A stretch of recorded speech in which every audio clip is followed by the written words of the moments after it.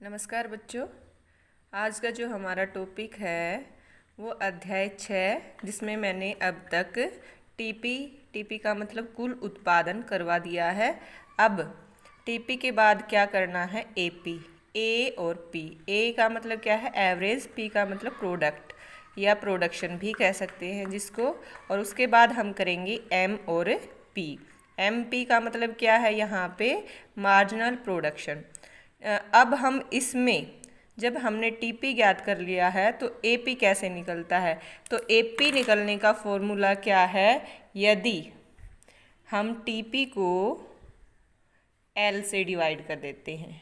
L का मतलब यहाँ पे क्या है, लेबर, और ये क्या है, टीपी। यदि इस लाइन को इससे, यानी एक व्यक्ति ने, एक श्रमिक ने 2 क्विंटल गेहूं का उत्पादन किया है तो उसका एवरेज कितना निकला, इसको हम डिवाइड कर देंगे किससे, एक से, एक लेबर, और ये उसका टोटल प्रोडक्शन है तो कितना आया, 2। अब नेक्स्ट क्या है, हर, उसमें ये होता जाएगा 5 को फिर 2 से 2.5, फिर 9 को 3 से 3, फिर 11 को 4 से 2.7, 12 को 5 से 2.5, 12 को फिर क्या करेंगे 6 से, तो क्या आ जाएगा 2, और 11 को 7 से करेंगे तो 1.5।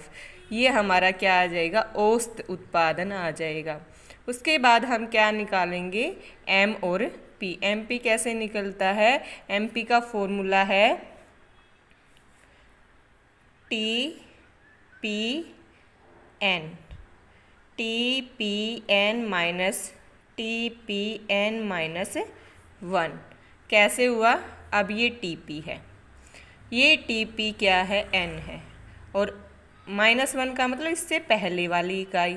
अब ये जैसे ये है, इससे पहले वाली इकाई का तो हमें पता नहीं है, इसलिए यदि मान लीजिए वो 0 है तो हमारा क्या हो गया, ये 2। उससे ऊपर वाली अब है 5 है ये, और ये कितना है, 2 है। इससे पहले वाली इकाई कितनी है भाई, 2, तो 5 में से 2 गए, कितने आ गए, 3। अब ये है इससे नीचे 9, 9 में से क्या गए, 5, तो कितने आ गए, 4, फिर 11 माइनस 9, 11, और ये 9, फिर 12 में से 11, फिर 12 में से 12, 0 आ जाएगा, और उसके बाद इसमें से ये आएगा तो माइनस। अब हमने क्या पढ़ना है, यदि हमने टीपी निकाल लिया, एपी, टीपी की तो हमने याद करनी पड़ेगी एपी और एमपी। एमपी हम आसानी से इससे निकाल सकते हैं, तो ये ध्यान रखना। देखो जो ये है एमपी है वो कैसे हो रही है, इसमें पहले 2, जैसे जैसे हमने साधनों की मात्रा को बढ़ाया, साधन कौन सा है, परिवर्तनशील है। यदि हमने स्थिर इकाई के साथ, ये हमारी भूमि क्या है, स्थिर इकाई है, स्थिर इकाई के साथ साथ जैसे जैसे हमने श्रमिकों की मात्रा को बढ़ाना शुरू किया है, यानी परिवर्तनशील इकाई का प्रयोग किया है, तो शुरुआत में जब उत्पादन है तो क्या होगा, शुरुआत में उत्पादन बढ़ रहा है, पहले 2, फिर 3 और फिर 4। क्यों, क्योंकि हमने स्थिर साधन का क्या है, अधिकतम अच्छे से प्रयोग किया है। उसके बाद हम जैसे जैसे इकाइयों को बढ़ा देंगे तो जो हमारा स्थिर साधन है वो थोड़ा रह जाएगा, और ये क्या है, हमारे ज़्यादा होते जाएंगे। दोनों में क्या नहीं होगा, समन्वय नहीं होगा, और समन्वय नहीं होगा तो क्या है, डिस्टर्बेंस हो जाएगी, तो उत्पादन बढ़ने की बजाय क्या हो जाएगा, बढ़ता बढ़ता फिर क्या आएगा, कम हो जाएगा। कितना, 2, 4 से ये मैक्सिमम चला गया, फिर 2, फिर 1, उसके बाद 0 भी हो सकता है। यदि हमने छठी इकाई लगाई तो 0 उत्पादन होगा उसका, एमपी का। फिर उसके बाद ये कितना हो जाएगा, -1, यानी ऋणात्मक भी हो सकता है। तो इससे हमें क्या पता चला है, यदि हमारा टीपी, एमपी और एपी में संबंध आ जाता है तो हम इस तालिका के माध्यम से, या फिर नीचे जो हमारा क्या है ग्राफ, इसके माध्यम से हम इसका अंतर भी बता सकते हैं। अब इसका ग्राफ कैसे बनेगा, इसका वक्र कैसे बनेगा, तो इसके लिए हमने क्या लेना पड़ेगा, एक लाइन खींचनी है ओ एक्स, दूसरी लाइन हमारी क्या है, ओ वाई, और नीचे हमने क्या है, जो ये लाइन बनी है ये किसकी है, यहाँ पे हमने क्या लेना है, टोटल प्रोडक्शन, यानी टी और पी। यहाँ पे हमेशा क्या आएगा, इस लाइन पर क्या आएगा, श्रमिकों की मात्रा, यानी श्रम की इकाइयाँ, ओ एक्स पर श्रम की इकाइयाँ, और इस लाइन पे हमारा क्या आएगा, कुल उत्पादन। तो इस लाइन की बजाय हम 1 2 3 4 न लिख के हम सीधा इस कर्व को बनाएंगे इसमें, ताकि क्योंकि डॉट्स बनाएंगे तो टेढ़ी मेढ़ी लाइन हो जाएंगी। ऐसे ही हमने क्या है MP और AP इसकी लाइन लगानी है। सेम इसी लाइन के नीचे बिल्कुल ऐसे लाइन लगा देनी है और एक लाइन ऐसे। तो ये लाइन किसकी है, यहाँ पर सेम श्रमिकों की मात्रा आएगी और यहाँ पे क्या आएगा MP और AP।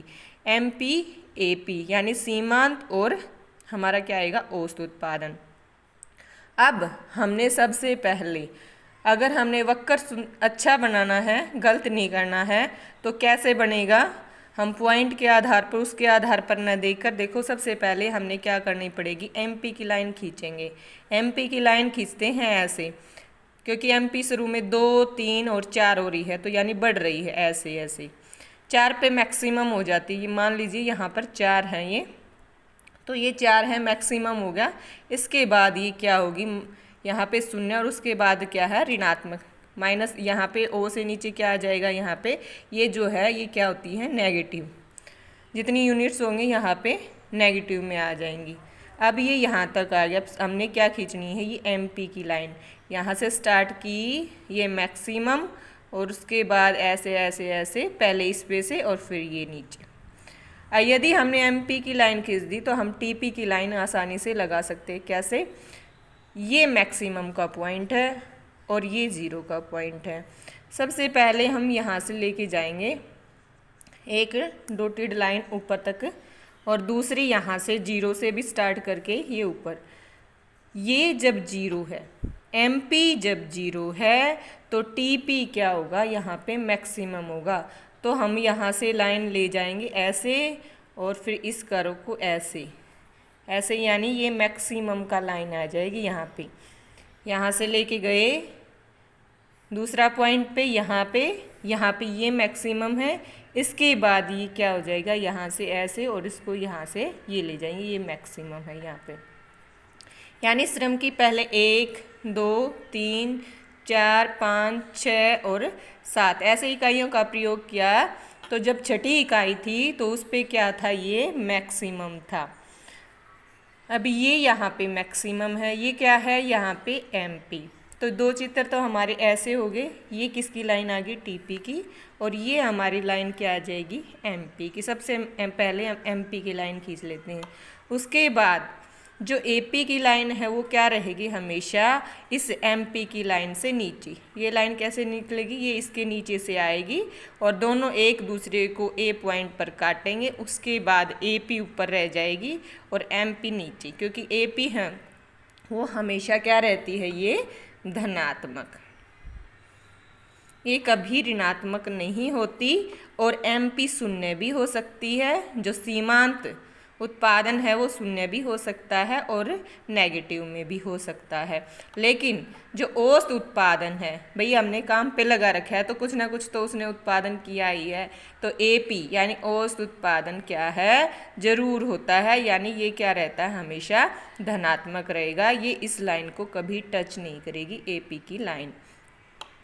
अब हमने क्या करना है, ये लाइन यहाँ से जब ये मैक्सिमम था, यहाँ पे ये बिंदु था, इससे पहले TP के बारे में क्या लिखना है कि यहाँ से यहाँ तक TP का जो स्लोप है, ढलान है, कैसा है, इसमें उत्पादन क्या हो रहा है, इसमें उत्पादन बढ़ती दर से बढ़ता है। कैसे, स्टार्टिंग में जैसे हमने स्थिर इकाई के साथ परिवर्तनशील इकाइयों का प्रयोग किया, तो जो TP है यानी कुल उत्पादन है, शुरू में क्या होता है, बढ़ रहा है, 3 फिर 4, यानी शुरू में उत्पादन क्या हो रहा है, बढ़ती दर से बढ़ता है। बढ़ने की दर क्या है उसकी, बढ़ रहा है वो। दूसरा, इसके बाद जब ये MP शून्य है, यानी यहाँ ये अधिकतम है 4 के बाद क्या हो रहा है, ये क्या हो गया, 2 और 1, यानी कम हो रहा है। इसके बाद गिरना शुरू हो रहा है। जब ये गिरता है MP, तो इसकी जो दर है, किसकी, कुल उत्पादन की जो दर है वो क्या हो रही है, घट रही है, यानी घटती दर से बढ़ रहा है। बढ़ कैसे रहा है, स्लोप ऊपर की तरफ जाने लग रहा है, यानी बढ़ तो रहा है उत्पादन। कैसे, 9 से 11 हो रहा है, फिर 12 हो रहा है, फिर 12 है। बढ़ तो रहा है इस बिंदु तक, मैक्सिमम कितना आ गया 12। जब ये 12 है तो ये क्या है, MP शून्य है। शून्य का मतलब यहाँ पे है, तो ये शून्य है तो ये अधिकतम है। 1 नंबर का क्वेश्चन भी पूछा जाता है, जब MP शून्य होता है तो TP क्या होता है, अधिकतम, या TP जब अधिकतम है तो MP की स्थिति क्या है, ये शून्य होगा। उसके बाद नेक्स्ट क्या है, अधिकतम पहुँचने के बाद, पीक पर पहुँचने के बाद जो TP है वो क्या हो रहा है, घट रहा है। किस दर से, घटती दर से घटता है। क्यों, क्योंकि देखो अब क्या हो रहा है, 12 हो गया, 12 के बाद ये घटना शुरू हो रहा है, तो नीचे की तरफ स्लोप आ रहा है, तो इसका मतलब इसकी घटने की दर है। रेशो इसका क्या हो रहा है, कम हो रहा है, और इसका मतलब क्या हो रहा है, वो घट रहा है। ये कैसे हो रहा है, जब ये ऋणात्मक है। जब ये घटती दर से घटता है TP, तो MP क्या है, ऋणात्मक है। औसत उत्पादन का क्या है, बस ये एक दूसरे को A पॉइंट पर काटेंगे, इसके बाद ये धनात्मक रहेगा और ये ऋणात्मक रहेगा। इसका संबंध में हमने यही लिखना है। फिर हमारा अगर 4 नंबर से अलग से है ये, उसके बजाय हम लिखने के बजाय 4 नंबर में लिखेंगे, तो दोनों जो TP है, TP से हम क्या निकालते हैं, हमने इसी से फॉर्मूले से हमने क्या निकाला है, AP और MP। 2 नंबर में हम ये इस तरह से बना सकते हैं, भी इस TP के द्वारा हमने क्या है, AP प्राप्त कर सकते हैं। इसको इससे भाग कर देंगे तो AP आ जाएगा, और इस TP से ही हम क्या निकाल सकते हैं, MP। उसके बाद हम संबंध में ये बताएंगे कि स्टार्टिंग में क्या है, कुल उत्पादन है वो बढ़ती दर से बढ़ता है, उसके बाद ये घटती दर से बढ़ रहा है। जब ये बढ़ती दर से बढ़ रहा है तो ये क्या है, MP, ये बढ़ता है। उसके बाद ये अधिकतम हो जाता है। जब ये घटती दर से बढ़ता है तो ये गिरना शुरू हो जाता है, कम होना शुरू हो जाता है। फिर ये 0 होता है तो ये अधिकतम होता है। उसके बाद MP माइनस में है, ऋणात्मक है, तो ये क्या है, इसकी दर घटने की हो जाती है, यानी घटती दर से घटता है। धन्यवाद बच्चों, आज इतना ही रहेगा टॉपिक में। नेक्स्ट जो टॉपिक रहेगा इसमें जो टेबल आती हैं उसको मैं करवाऊंगी कि किस तरह से टेबल 6 नंबर के मार्क्स में आएंगी वो। धन्यवाद बच्चों।